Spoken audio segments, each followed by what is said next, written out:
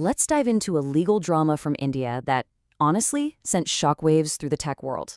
It all starts with a single government order that brought a multi-billion-dollar industry to a grinding halt, like overnight. Okay, so you gotta picture this. It's April 2018.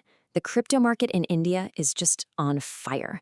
And then, completely out of the blue, the country's central bank, the Reserve Bank of India, issues a circular. And just like that, they pulled the plug on the entire industry.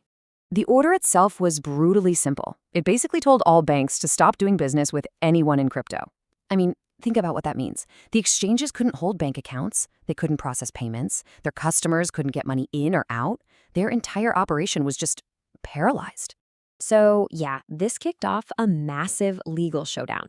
In one corner, you have the super powerful Reserve Bank of India saying, hey, we're just protecting the country's financial system. And in the other corner, you have the entire crypto industry saying, you can't just destroy our right to do business.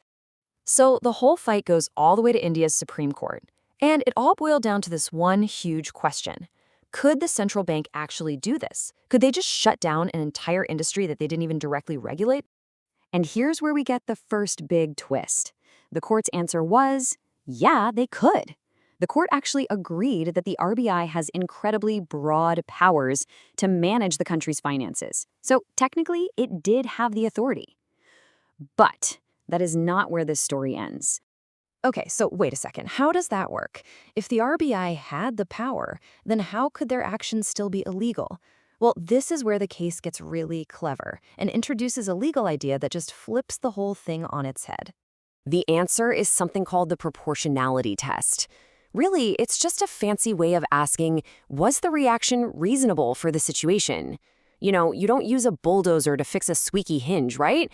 The action has to fit the problem. And this is exactly why the RBI's ban got thrown out. The Supreme Court looked at everything and said the ban was completely disproportionate.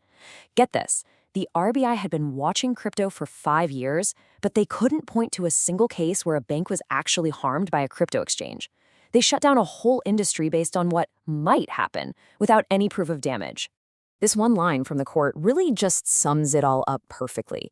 Just because you have the power to do something doesn't mean you can do it in any way you want. The RBI basically used a sledgehammer to crack a nut, and the court said, nope, that's not allowed. You know, this decision leaves us with a huge question that goes way beyond crypto. In a world with constantly changing tech, how do you get regulation right? It's this incredibly delicate dance between protecting the old systems and letting new, disruptive ideas actually grow.